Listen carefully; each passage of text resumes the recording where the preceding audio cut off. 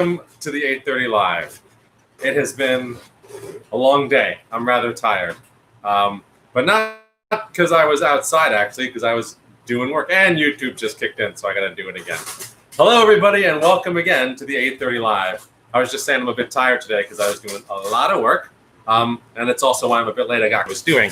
And it wasn't regular work either. It was actually work preparing for the next state committee meeting. So for those who don't know, I mentioned this before, but it is sort of my shtick to talk about this, so I might as well go through it real quick now. Hello, Simon. The Democratic Party and all political parties are broken into three levels. You've got your national party, your state party, your local party here in New York. The local party is the county. And at every level of the party, you've got a committee that governs it. So I'm on the Democratic State Committee. I'm elected to that position. I'm actually up for re-election right now. That I have mentioned. And today I was doing a bunch of work to prepare for the next meeting. Now, we don't know when it is. We were supposed to have it actually last month, but because of the pandemic, it was pushed off. But when the committee meets, we have the opportunity to vote on rules and platform changes. And at this next one, we're very likely to be electing our DNC members for another 4 years. So I've actually got a couple of resolutions and rules changes that I'm hoping to propose. But in order to do that, I have to finish up writing them, drafting them, and I actually have to get 10 state committee members to sign them to get them on the agenda. And because July is coming up, and we absolutely have to meet before August, because the state committee also decides on a number of the delegates that go to convention, because as a result, then we have to meet in July. I've got to get the stuff done. So it's been a very long day of doing that and making calls, and I've got more ahead of me because I've got to get signatures and make sure everybody's on board. And I've actually been doing this for a few months, but then the pandemic hit, and there was all this other stuff going on. So it was sort of on the back burner. But, you know, I'm working through it. That being said, there's a couple of quick headlines I want to get to, although let's see what all right, Dorian just wants us to know that it's humid today. It's humid. If you're out protesting, first off, well, two things if you're out protesting. Well, three things, I suppose. Obviously, be safe. Second, because it's hot and because it's humid, please have some water with you and wear sunscreen. And also, if you think there might be tear gas, have some water with baking soda because that's good for tear gas. Pepper spray, you use milk. Tear gas, you use baking soda with water, and it's 2 or 3 tablespoons of baking soda per a water bottle, basically. Okay.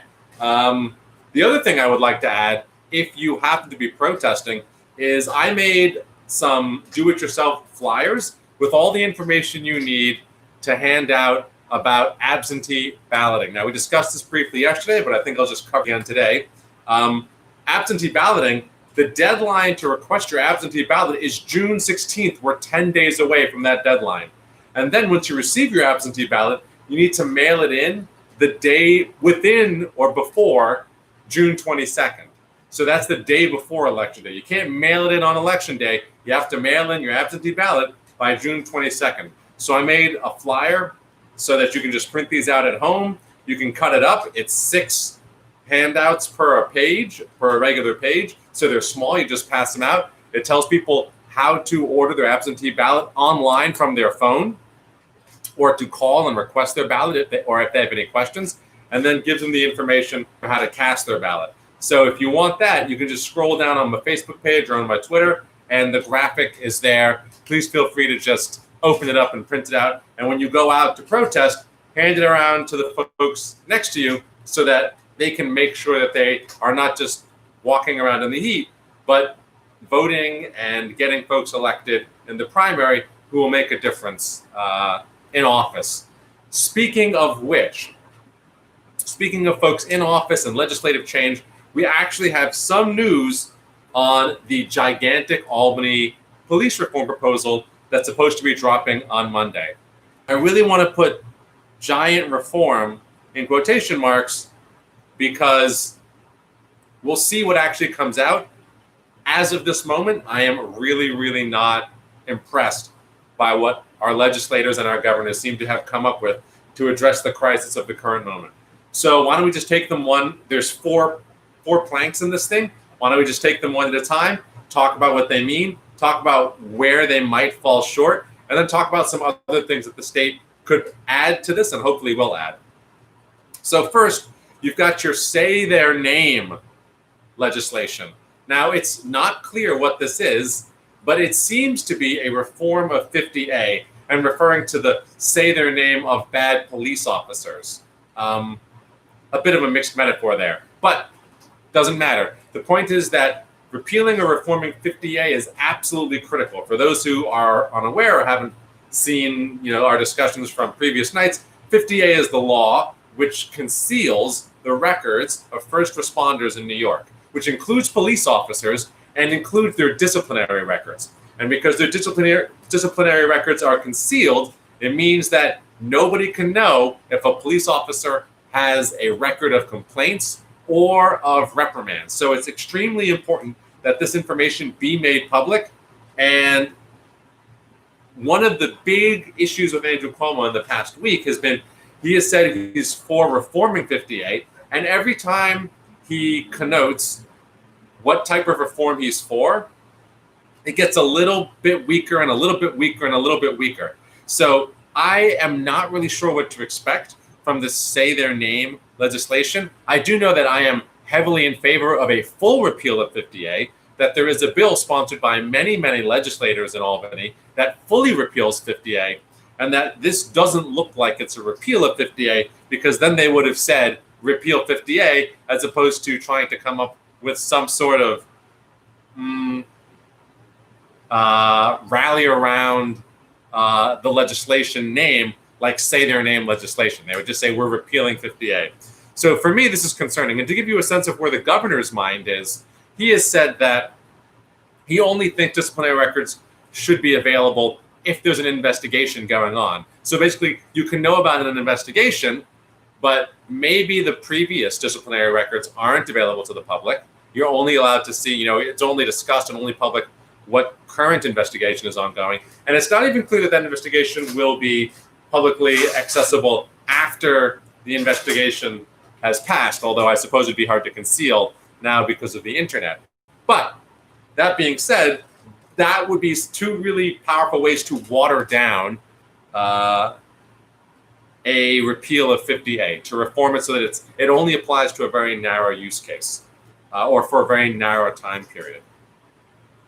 The second thing they're talking about doing is making chokeholds illegal. And I went off on this for the city council because the city council now has announced their huge thing. Oh, guess what, everybody? We've got the votes to override a mayoral veto making chokeholds illegal. Now, look, I think it's great you want to make chokeholds illegal. Chokeholds are already, for the most part, banned, okay?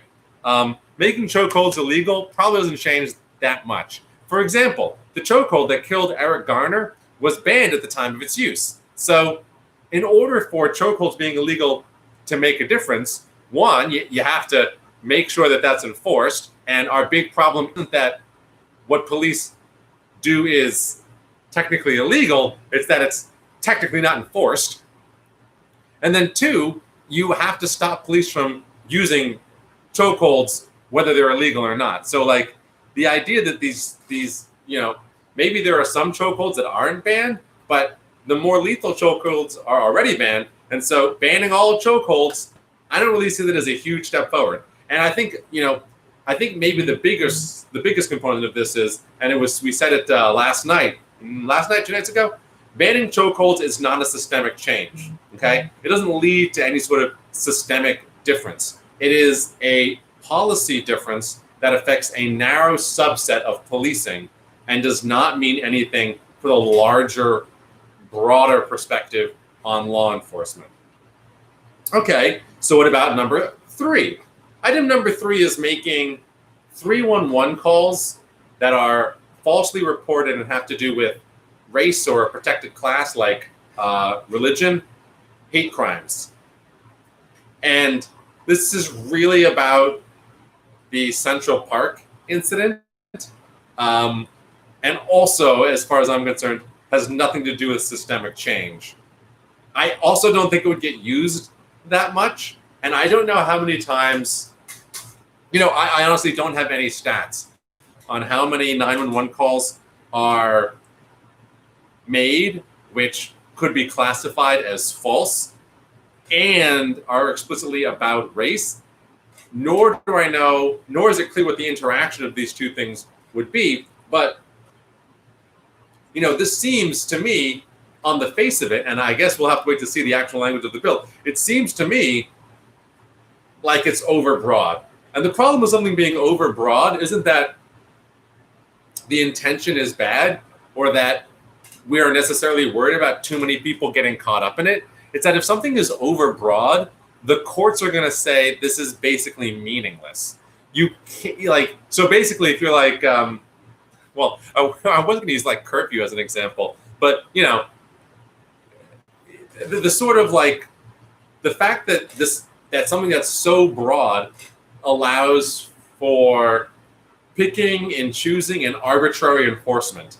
And so you'll either get too many complaints that are irrelevant and the courts will get sick of hearing them and start chipping away at what this law means, or nobody will use it and there'll just be no enforcement of it. So maybe it will be well written, but I find it really hard to believe that you're going to try and police every call made to 911. Of course, they're all recorded, so there is that, and maybe it will make a difference. But again, I just don't know what the stats are on all these false calls being made to 911 about that have to do with protected classes. Although I will say, in the defense of this particular piece of it, that there was, after the Central Park story, another story in another park in New York where a black woman was sitting and some white lady basically saw her, didn't like her being there, told her to leave, and then called the cops on her for legitimately no reason. And the cops came. This was after the protest started. The cops came and were just like, "What do you want us to do?" And she was like, move her and tell her to move.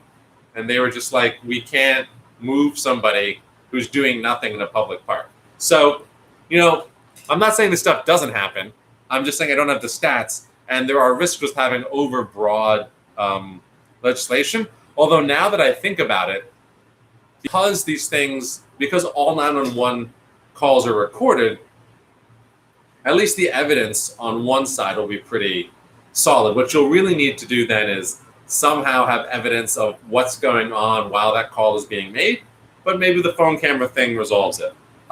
Then the fourth component of this, and there's only four. So now we've gone through 75% of the giant package of reforms, and I am not impressed by any of them. And maybe two of them have any real capacity to be impactful in my mind. And it all depends on how they're written. But let's get to the fourth, which actually does have potential to be a game changer.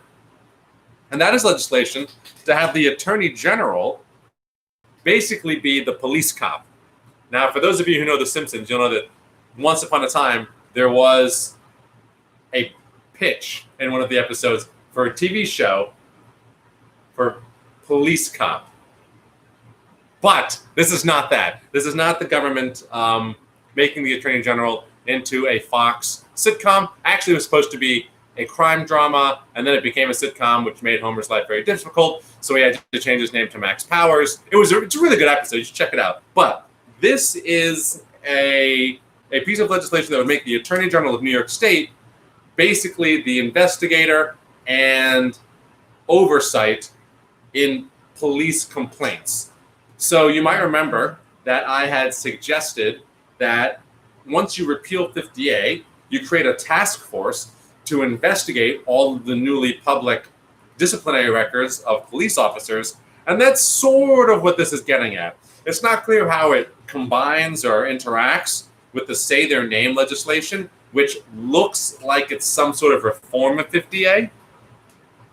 But it does create a new system for holding police officers accountable. Because as we all know, or maybe we don't all know this, so I'll just say it, as you may or may not know, district attorneys are often the ones who are, or county attorneys or whatever it is, your local state attorney that coincides with the jurisdiction of the police force is usually the one who's supposed to bring charges against police officers. However, because that state attorney, and by state attorney I mean government attorney, regardless of the jurisdictional level, county, what have you, because that government's attorney is there to prosecute criminal cases and enforce the law on behalf of the government, they tend to have very, very cozy relationships with law enforcement because they very often need the help of police to provide evidence, to testify in court, do all manner of things. And their jobs are made much easier when they have a good relationship with the police force because, again, there's two sides of the criminal justice system as per the opening of Law and Order.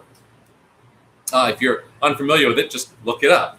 Now, the Attorney General is a bit removed from this. They don't really have a direct role in prosecuting criminal cases in counties with county police forces. So in some regards, they might provide an independent check. For example, we spoke about Minnesota, where the Hennepin County Attorney, which oversees Minneapolis, has had the case taken from his jurisdiction and given to Keith Ellison, who is the state's Attorney General. Now, here's the one issue I see with this, which is that state attorney generals are elected, or they tend to be elected. Here in New York State, the attorney general is definitely elected. And if there's one thing that we've seen in the very, very recent past, we're talking the last couple of days, the police union is ridiculously powerful. They have a lot of money. They have decent, this all comes from the fact that they have pretty decently well-paid staff, which is ginormous. 38,000 police officers here in New York City alone. All those folks contribute to the union. The union has deep coffers, and they throw that money around. They spend it to move politicians on issues. It's one of the reasons that reform has been so well blocked for so long in New York.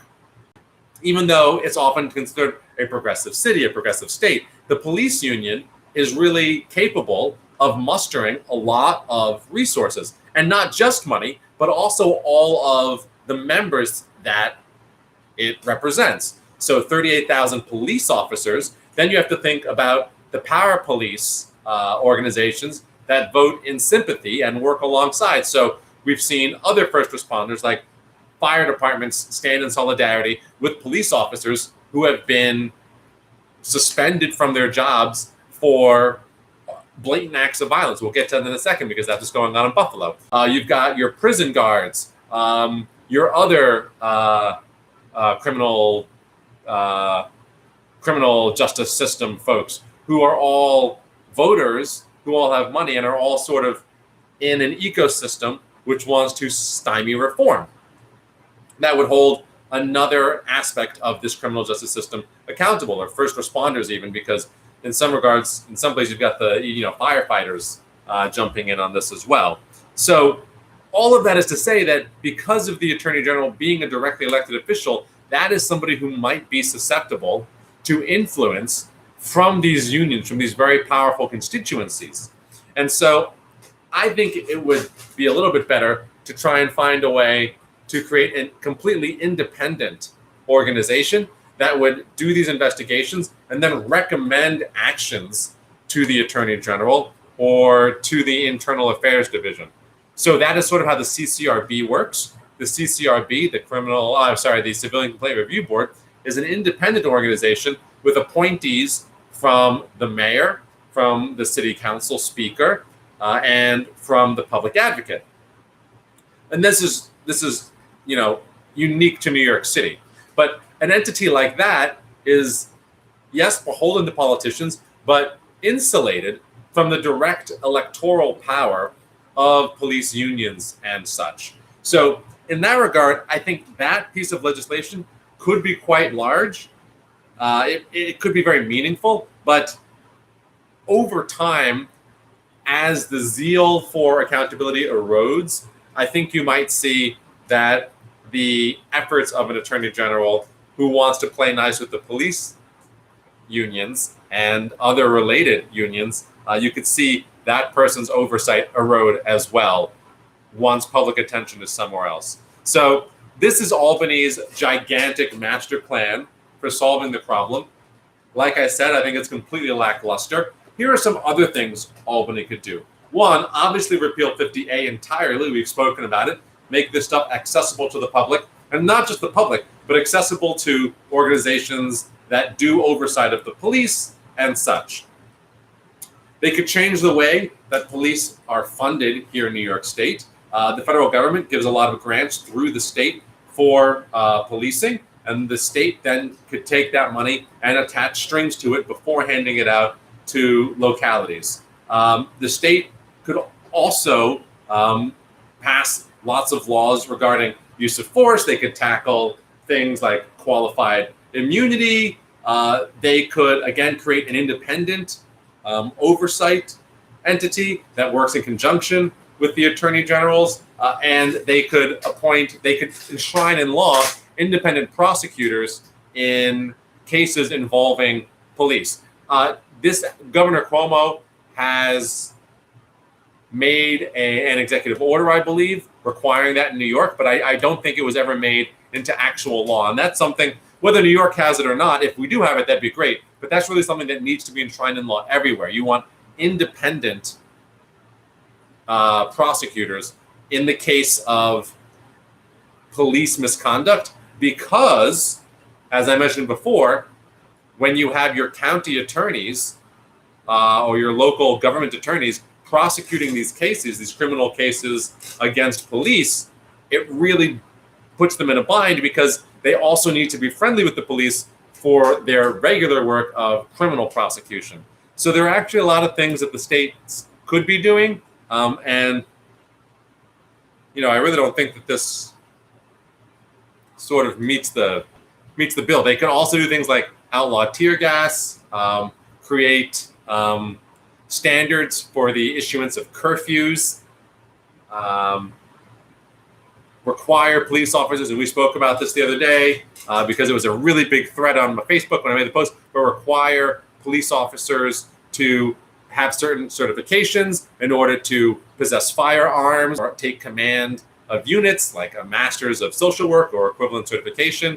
They could demilitarize, they could disarm, they can move budgets around. So this four-piece master plan from Albany, I just think is absolutely, it doesn't even, I want to say one thing, which is, I mentioned the set of legislation that the Black, Puerto Rican, Hispanic, and Asian caucus put out as their agenda. And again, the Assembly Speaker and Senate Leader are both in that caucus and signed off on that.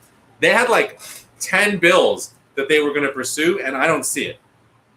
I just don't see it. So where are our leaders? Did they just cave to Republicans who have no power in either chamber? Did they cave to conservatives in the Democratic Party? Did they cave to the governor, who is himself conservative? I mean, I just don't. What is this?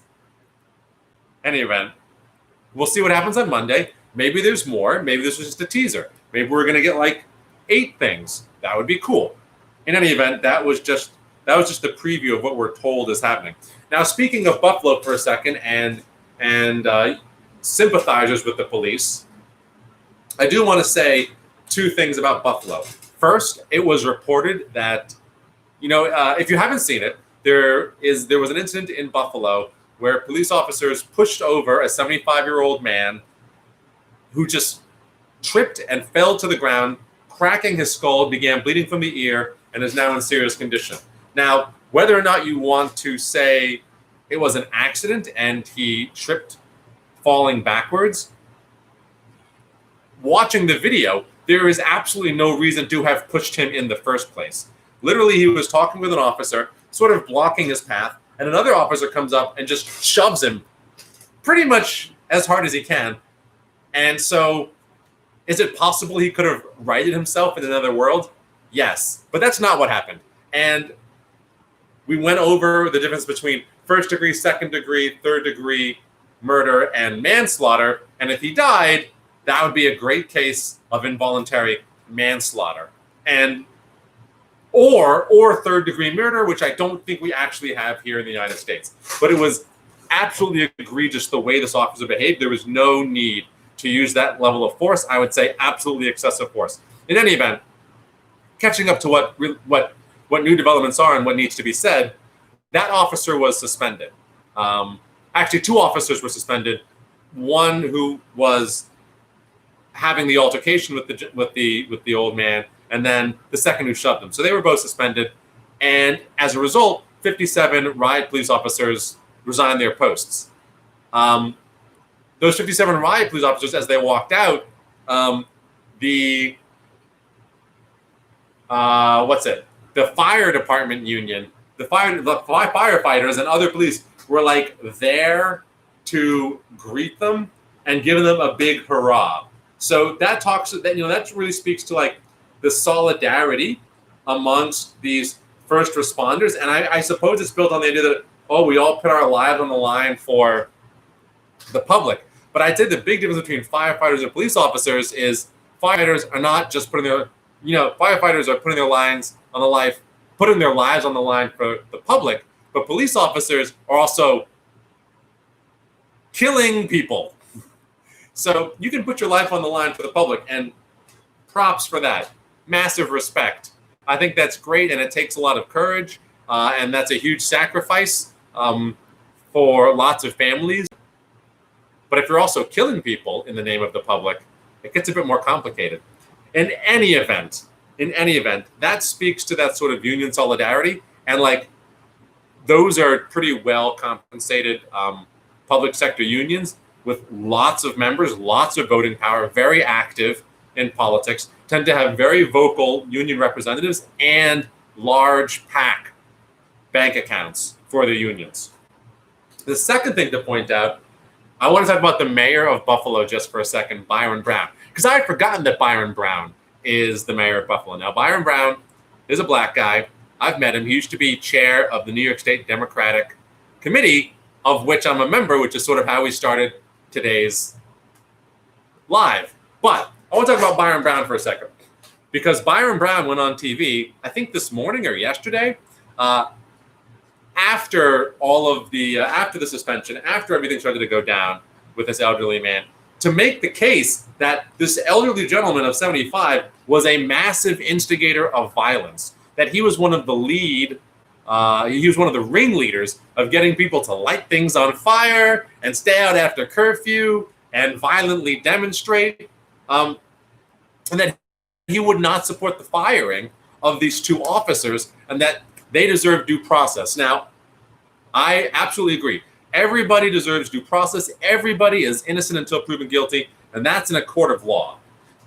Now, in the police department and where you work, there are other determinations that are made as to whether or not you should be on the street or what level of reprimanding is right for your case. And in some regards, suspension might seem like the right thing to do. We don't have all the facts per se, whatever. Let's wait and see what happens. We'll see what happens in court. The only problem here is that there is a video, a very, very clear video of this dude getting shoved over and potentially dying.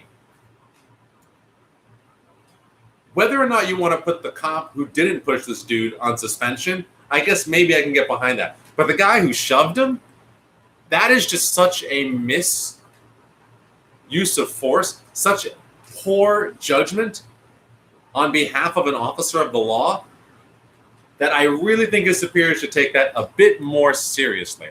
But let's just say that suspension's the right thing. Of course, they're entitled to due process, and of course, there is this video, and that's going to come up in court. Still, for Byron Brown to go out there and defend the use of force at that level against this individual is absolutely unacceptable. And let me tell you about Byron Brown. From my experience of him in the state committee, Byron Brown was, I think, probably one of the worst chairs of the Democratic Party I've ever seen. Now, I haven't seen that many, admittedly, but he does not give a F about debate, democracy, inclusion, or any sort of investment of elected representatives or members of the body. right? This is somebody who simply was up there to toe the governor's line and shut down debate at every conceivable opportunity.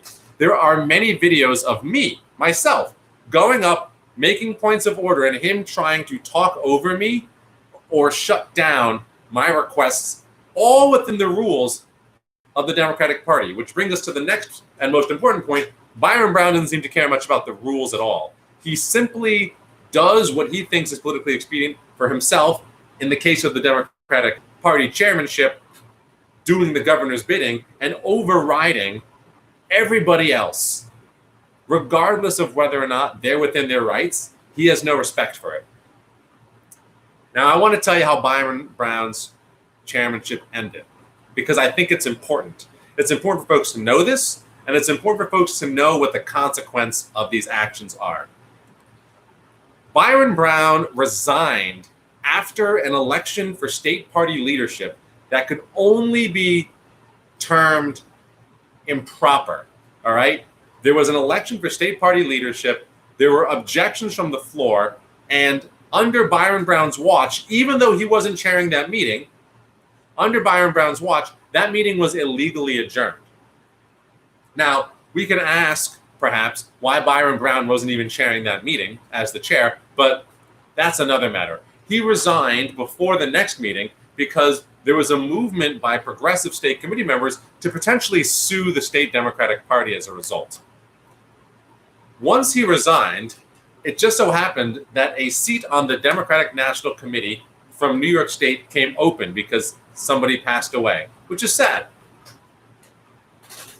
Who do you think got that slot on the DNC? The DNC members are selected by the state committee members. Well, folks gave it to Byron Brown. So now he's gone from having resigned his post as chair of the New York State Democratic Committee to representing New York to National Democratic Party leadership. And I bring this up because this is sort of the problem with how our politics work, not just within the Democratic Party, but generally.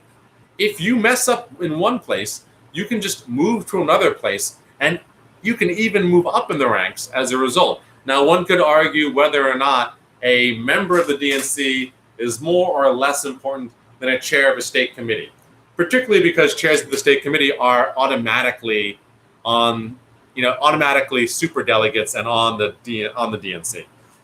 But the fact of the matter is, these are the folks that our party wants to put into power. And so I mention it now because the state committee, as I said, elects the members of the DNC from your state. This year, state committees are up for election. I think in pretty much every state. This year, they're up for election, like myself. This year, they will be choosing new representatives to the DNC. And by new, I don't necessarily mean they'll be changing the incumbents, because that almost never happens. What I mean is there's an opportunity for change. And so I encourage you to look at the way your DNC members are voting and what they're doing and how they behave and whether they support protesters or whether they're silent on what's going on in this country right now. And if you're lucky enough to have a contested election for a state committee, which not a lot of folks are because not a lot of people know about this and therefore not a lot of people run, I encourage you to get involved in that election and vote. It will be in your Democratic primary. And these folks will determine the party leadership at the national level this year. So that's my sort of spiel that ties what's going on with police brutality and Black Lives Matter into the larger scheme of the Democratic Party, the national Democratic leadership, and our current political situation. Maybe let's talk about a few funny things for a second. Well, let me see if there's any comments. Simon Sachs, I have a question. What were your last 3 songs you sang for karaoke? Last 3 songs I sang for karaoke. Probably It's All Coming Back to Me. Secret Agent Man. Oh, and the last time we did karaoke, I sang something outside the repertoire. And I can't remember what it was. Maybe it was something from Buddy Holly, because it was at a place that had one of those old-timey, steel mics with the You know how like a solid mic's not like a microphone, but like they're on a stand, and they're just like what they would do. You know what I'm talking about. Dorian Key, Biden has already won the nomination. You know, I wrote 2 articles today. It was a very productive day, politically speaking, not for my real job, but politically. And these articles, one of them I published. It was a FAQ, everything you need to know about how to vote absentee and early voting and all that stuff here in New York. And the other was about how the Democratic delegates work to the National Convention. And I had an article previously, which I linked to it, about why it's important to vote for delegate. So it is true that Biden has officially clinched a majority of the delegates, but that doesn't mean jack shit. I mean, it means something, but that doesn't mean you shouldn't vote for president and you shouldn't vote for your delegates, because your delegates will be carrying the voice of your community to the Democratic National Convention, which is responsible for the rules of the Democratic Party and responsible for the platform of the Democratic Party. And just to give you an example of how these folks might be important, you might remember that, what is it? Oh, Christ. How do I keep remembering this? I literally was thinking about this earlier today, and I had all the names. Oh, God damn it. All right. I'm trying. You know, there's a rules change that the Democratic Party could really use. And now, Tara Reade. There you go. So you might remember that Tara Reade accused Joe Biden of sexual assault, and that there was no process to deal with that, right? Certainly nothing within the Democratic Party. People just let the newspapers have at it, which, you know, okay, whatever. I mean, not whatever, but like the press is there to investigate things, and that's one way of tackling it. Another way of tackling it is to have actually robust ethics rules within the Democratic Party and mechanisms for investigation into matters like this. And so I've written, that's one of the things that I was doing today, going over these proposed rules to create a new ethics process for New York State Democratic Party. You can imagine that delegates could go to the National Convention and request the creation of some rules change that would better address these situations into the future, even if they're imperfect.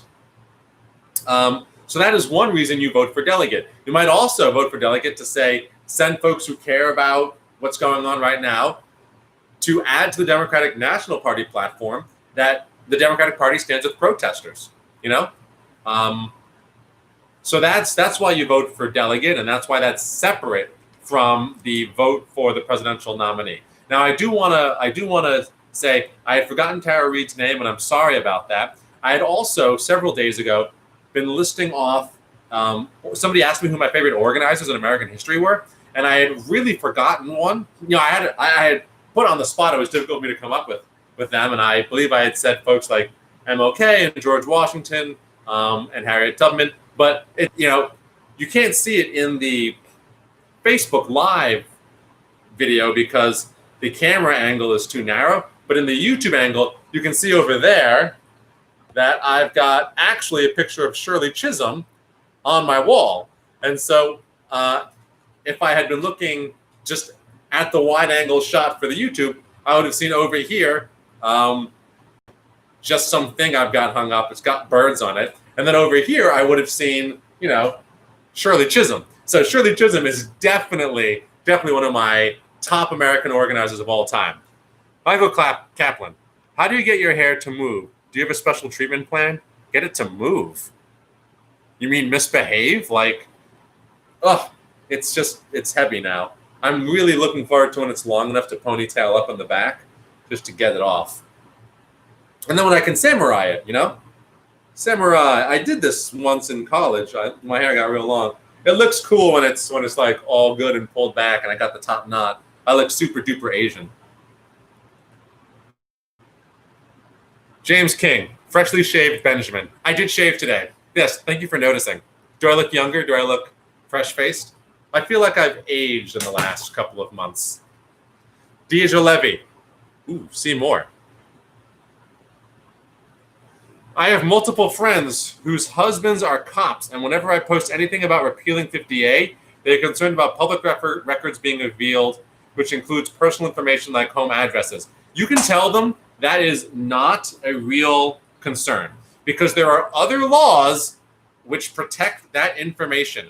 50A does nothing, virtually nothing, except protect and conceal work. I want to be a bit more specific because it's disciplinary records, but it applies to all first responders. And so what 50A conceals is not your personal information, which is protected under public employee laws.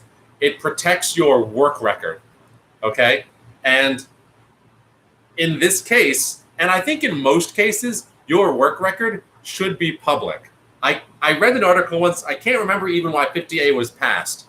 There was a rationale at the time, and it was a bad rationale. And actually, at the beginning, it didn't protect police disciplinary records. That's also important to recognize, I think.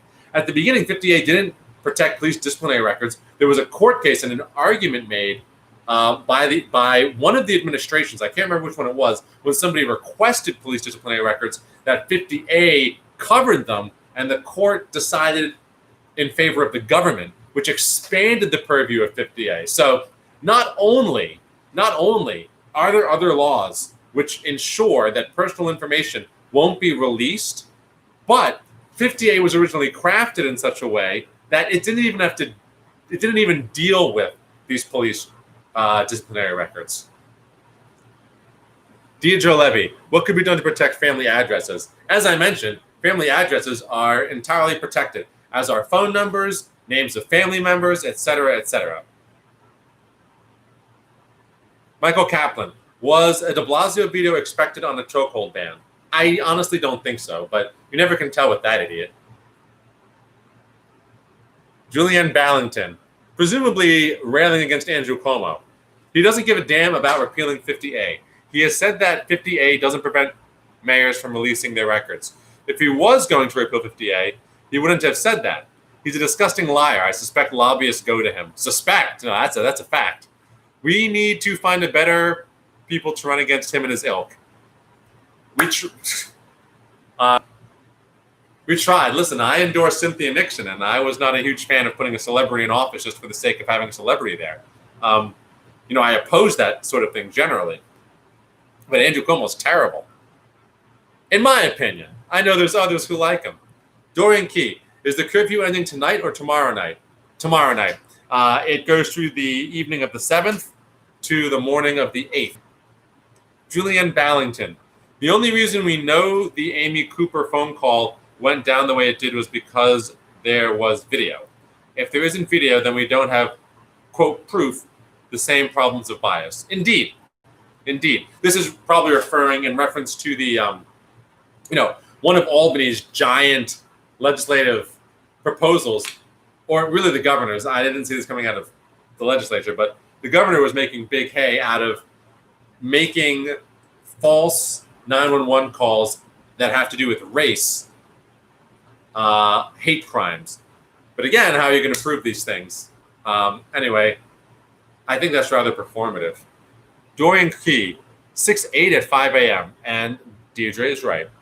So if you want to go break curfew, tonight is the second to last night to do it. Dorian Key, how many people do you think NYC will lose after all the riots and pandemic permanently, short term, maybe something like 5%?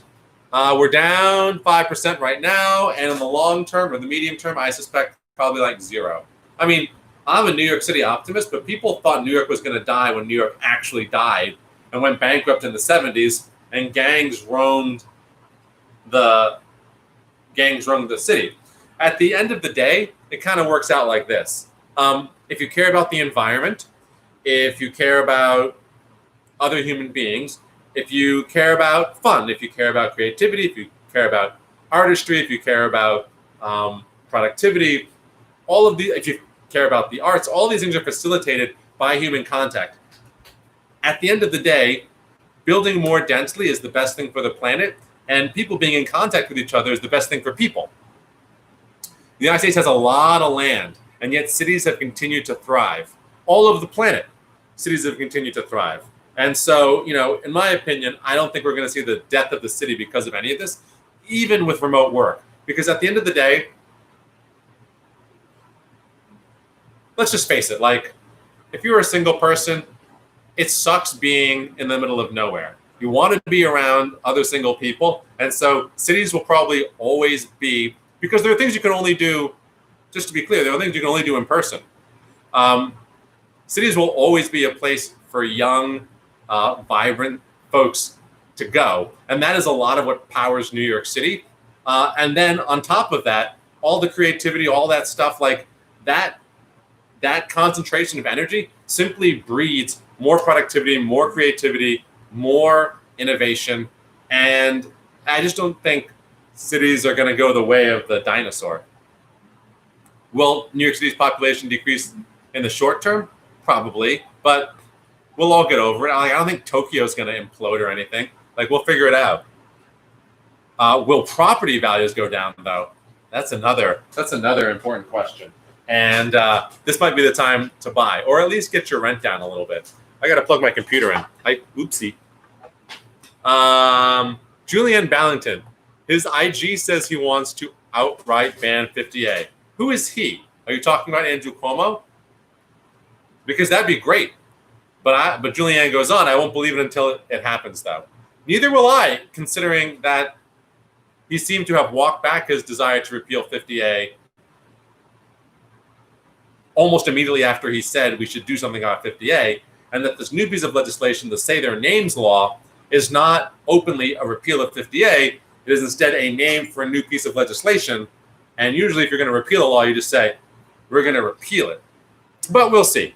Actually, I see that Hirsch Perek might be watching right now, and Hirsch has worked closely with the governor.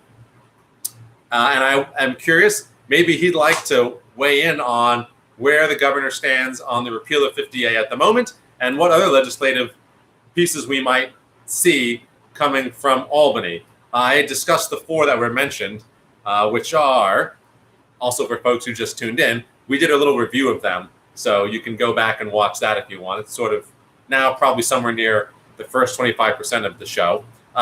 But you've got the Say Their Name law, which seems to be a reform, but not repeal of 50A, and we have no idea how far that reform goes, although we discussed the options.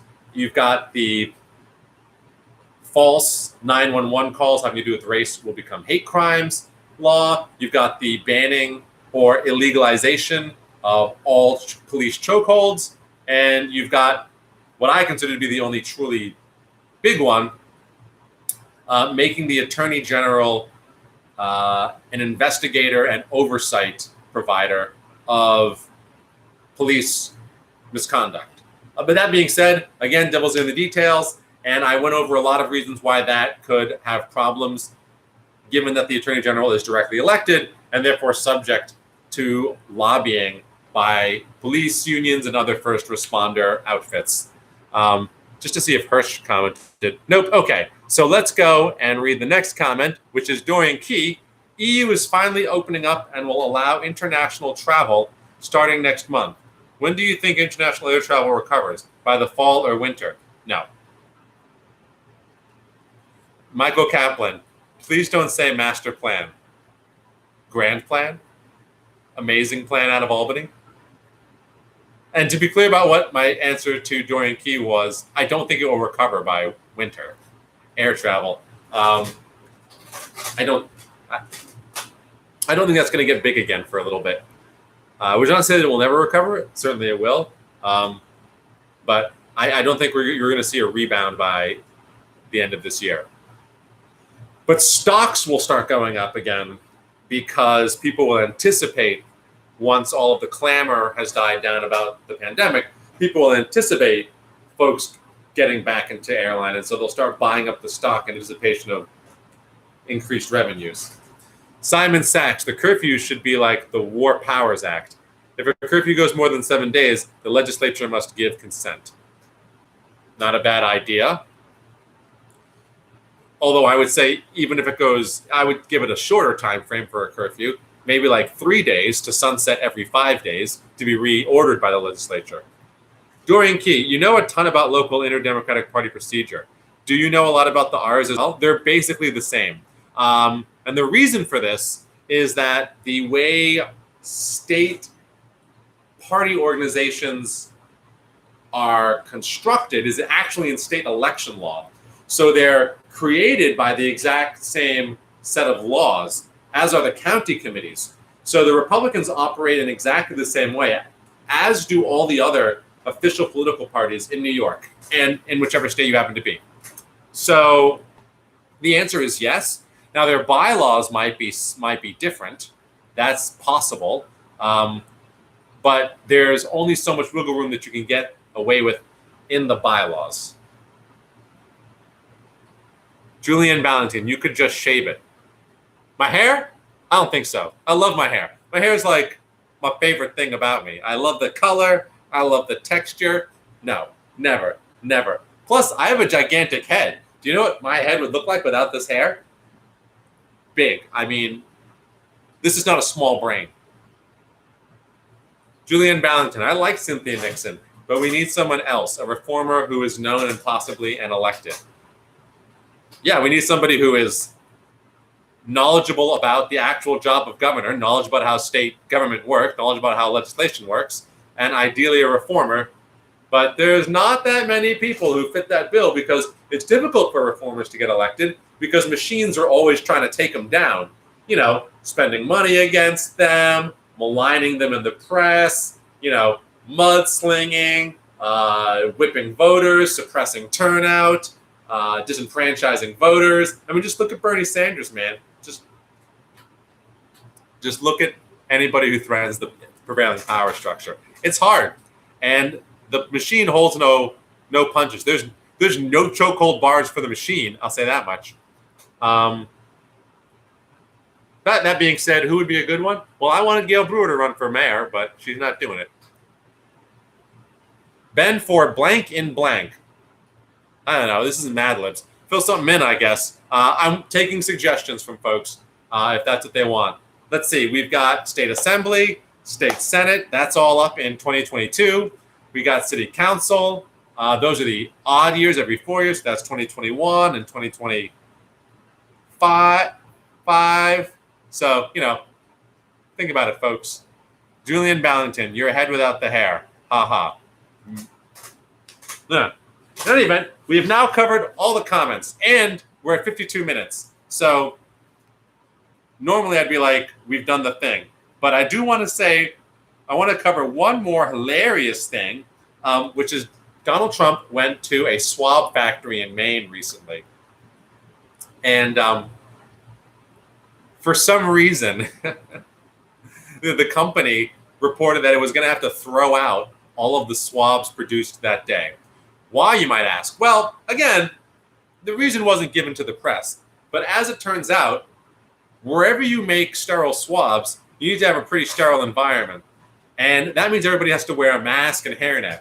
And Donald Trump, with his filthy-ass self, just walked in there, no hairnet, and absolutely, certainly, of course, no mask. And so while we still have an ongoing swab shortage in this country, people can't get tested. While we have an ongoing shortage, Donald Trump goes in there and completely destroys the entire output of a day's worth of swabs at this Maine factory. You gotta love this. You gotta love this guy, really. Oh, and I guess I'll say two more things. No, I'll say three more. These are quick.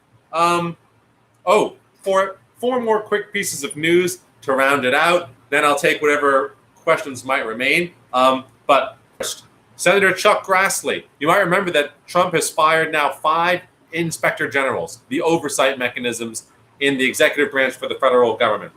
Chuck Grassley, who's a Republican senator, has said that he will not vote to confirm any of Trump's appointments to the inspector general positions until he has a real reason for why Trump fired them in the first place. Now, just to be fair, Grassley had been skeptical of Trump's firing of the inspector generals when they happened, but now he's putting a little bit more of a foot down. 2, the Manhattan District Attorney, Cy Vance, who is terrible, do not let what I'm about to say dissuade you from believing he's a terrible person and should not be district attorney. He has said that he will decline to prosecute anybody arrested protesting, which means that they won't go to jail because there'll be no charges brought up against them. Now, there's two problems here. One being that an attorney for some organization, which I forget but is respected, said, don't buy that nonsense from DAs who are saying they're not going to prosecute. So there's that. And then second, it doesn't matter so much whether the DA is going to prosecute if there's no habeas corpus. If you never have to go to court, and we discussed this the other day about how the Sixth Amendment has now been obliterated in New York by Supreme Court Judge James Burke, that's state Supreme Court, or New York Supreme Court, not federal Supreme Court. Now that we have no Sixth Amendment, the police can just hold you without having to see a judge and without needing charges against you indefinitely. So we'll see how far Cy Vance's words go. Third, I just want to point out something that is always fun for me. Once again, this live beat the press by a day. We're always like 24 hours ahead of where the articles are. So if you want to know what's going to happen tomorrow, tune in to this show every night at 8:30. And by the way, if you're watching and you like what you see, please just hit the share button or go to the YouTube and get the video and share it out, or like it or subscribe or whatever the hell it is that people do. I got a subscriber on YouTube the other day. It was fun. But look, there was an article yesterday about applications that will intelligently blur all the faces on your phone. Now, we talked about this just yesterday about how technology like that, thanks to James Morris King, who brought it up, could use AI to blur parts of the body to prevent people from creating child pornography. But it can also be used to blur out other things. And when we spoke about it, we worried about how the state could use it to force the blurring of faces of police officers and identifying information on agents of the government. But right now, there are apps you can download which use this power for good, which is that it blurs out people's faces who are protesters. And why is this good? Because right now, whenever you take a picture of somebody or you take video, that information gets uploaded into the cloud where law enforcement can scan it and try and coordinate and match people's faces to actual citizens, and then they can target protesters. China has been doing this. They've been using AI and facial recognition to target people who are in the crowd, who are captured on film or captured on camera, and then use that to find protesters later. So these apps, which allow you to blur all the protesters' faces, can be very, very useful. Also, don't forget, you can, obviously we're wearing masks, wear sunglasses, cover your identifying features so that the police can't come get you later. Unless, of course, you're doing stupid things like making videos about all this stuff, in which case they're probably already on to you. But whatever. And then the last thing to say that I wanted to mention, and this is great, and it's wonderful, and also depressing how big a step this is the Marines have just come out and banned the display of the Confederate battle flag by Marines. Now, just to be clear, since 1865, when the United States went to war with the Confederate States of America, soldiers for the United States have been displaying the flag proudly of the treasonous, rebellious, loser, racist, slaving Confederate States of America. Well, now the Marines can't do it anymore. And this is actually a huge step forward because so many Marines have bumper stickers and flags and shirts with the Confederate flag. But it's nice that after 150 years, almost 200 years, we've finally gotten rid of that for one branch of the armed services. All right. Dorian Key. Kirsten Gillibrand for governor. I supported her presidential bid. I wouldn't be against that, really. I don't think she would do it because being senator is so much better than being governor. But, yeah. Dorian Key, city council for sure, Ben. You should consider. Thank you. I appreciate that. In 2021, the council's up for election, but my district is represented by a pretty good Latina woman, so I'm not going to go out of my way to challenge that. So we'll see what happens. I like to think that I'm pretty smart, and I certainly appreciate the vote of confidence of folks watching the live. But, you run for office because you think you can Well, I mean, some people run for office because they want a career or they want power or whatever dumb shit it is. But I like to think you run for office because you have a vision for how to use the office of things that can be better, and you have the competency. So, like, we'll see if I end up feeling that way about any office for which I would be eligible. I mean, I felt that way about public advocate. I felt like I had a very clear, unique vision for how to use that office and a way to help the public, and I felt like I really understood how it worked and how city government operates. So certainly not out of the question, but we'll just wait and see, I think. I forgot the Magna Carta. Well, now we're not. Fine. We're an hour into this thing. Julianne Ballington. Elizabeth Warren threatened a lot of people because she is progressive and a woman. She also threatened Sanders, Bloomberg. I miss her running. She will always be dynamite. Eli Martinez, how about city council?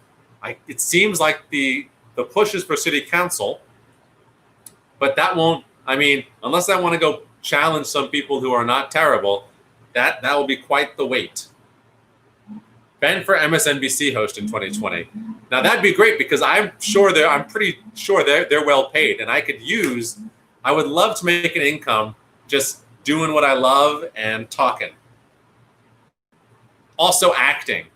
Not acting like an actor, but like doing activist work. But, whatever.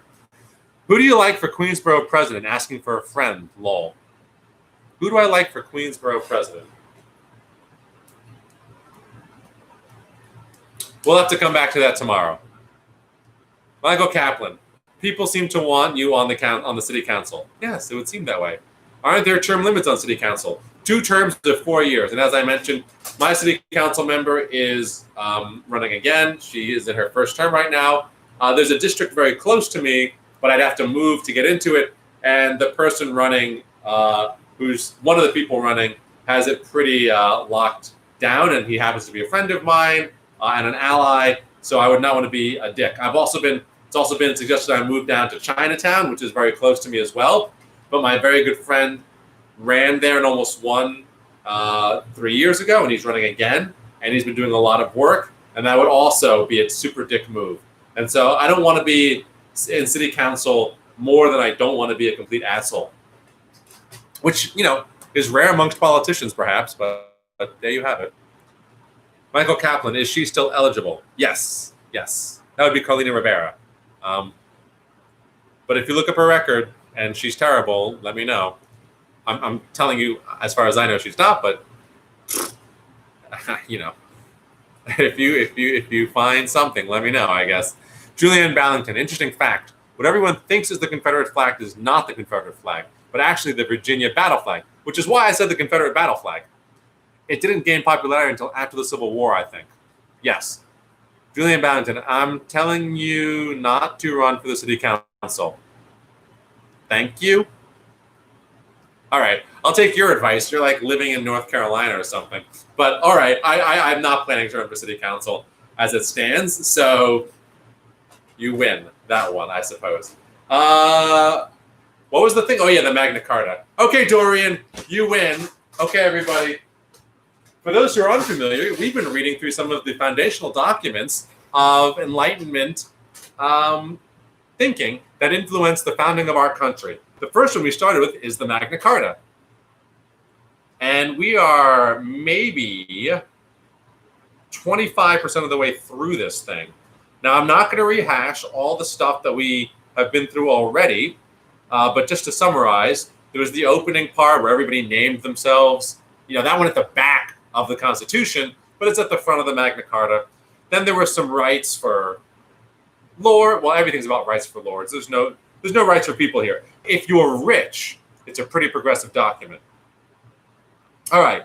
Yesterday we spoke about debt from lords who died and how people get paid back, and the sanctity of land.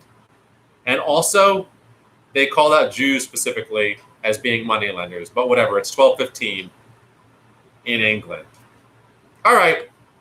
12. No scutage or aid may be levied in our kingdom without its general consent, unless it is for the ransom of our person, to make our eldest son a knight, and once to marry our eldest daughter. For these purposes, only a reasonable aid may be levied. Aids from the city of London are to be treated similarly. For those who can't see, I am putting quotation marks around scutage and aid, and I'm pretty sure that even though it sounds like scutage and aid can't be levied when somebody wants to marry their own daughter, I'm almost positive it's to marry off their eldest daughter to somebody who's not their parent. So, with that being said, what is this about? I have no effing idea. What is scutage? My suspicion here is basically you can't tax us without the consent of the lords, basically, which is say Parliament, unless it's to ransom our person. They say you can take our money to pay a ransom to save us. You can take our money to knight our eldest son, and you can take our money to marry off our eldest daughter. These are all prerogatives of the sovereign. But otherwise, you cannot take our money without our consent. And so here in Section 12 of the Magna Carta, we finally reach what is the number one purpose of the American Revolution: no taxation without representation. And this is it. 1215. In England, no scutage or aid may be levied in our kingdom without its general consent. Now again, I want to stress, this has nothing to do with people or subjects of the crown. This is all about the lords and the earls and the barons as defined at the beginning. But it is a very progressive document for its time, basically saying that the monarch, the sovereign, is not the sole deciding entity in this kingdom. This is very different, for example, from France, which had absolute monarchy. The word of the sovereign was law, and they could tax all the people, including the aristocracy in their land, without limit. Or even as far-flung as China, where the emperor also had rule by decree. So this is big. Should we do one more? Should we go to 13? Nah, 13 is an unlucky number. Let's end on 12. In any event, thanks everybody for... Oh, there's more comments. Oh, Julianne Ballantyne's in South Carolina, not North Carolina. I forgot, because they're all the same to me. And I still live in NYC and pay rent. You do? You do? Why did the number of people watching just jump up a lot? Do they want us to do 13 on the Magna Carta? If somebody wants me to do 13 in the Magna Carta, who's not Dorian, please comment. Michael Kaplan, vote no on Proposition Graham. Ah, yes, Lindsey Graham. That guy's got to go down. Julianne, I live and vote in NYC. I'm just here for COVID. I'm coming back in a month. Ah, Lady G. If folks aren't familiar with Lady G, a.k.a. Lindsey Graham, a.k.a. the outing of Lindsey Graham by male sex workers, although it's all rumor, there's no evidence provided whatsoever. So all rumor, just Google it. It's crazy. Julian Mallinson says, but it's not like we didn't know. And indeed, it's pretty clear. It has been theorized for some time that Lindsey Graham is in fact gay. James Morris King, scutage, not scutage. So scutage is the idea that a vassal Vulcan pay a portion of their tax to get out of requirements to provide men in a war. A vassal pay a portion, I don't think Vulcan's supposed to be there, but pay a portion of their tax to get out of requirements in war. So yes, it's about tax. Oh, Vulcan equals a stupid autocorrect. Okay, yes. So not Vulcan. So indeed, it is about taxation and representation. Dorian Key, that's cool. After Magna Carta, we should do Paine's Rights of Man. Oh, great suggestion. Brian Schwenk is watching. Hello, Brian. Rights of Man would be good, or Common Sense. I think maybe tomorrow we'll do a Sunday thing and do the Declaration of Independence. Certainly as we lead up to July. Maybe it'd be good to... I'm going to parse this out and see how long it would take us to finish the Magna Carta so that we can get to the Declaration of Independence by the 4th of July. How about that? Okay, and with that, have a very good night, everybody. I will see you tomorrow at 8:30.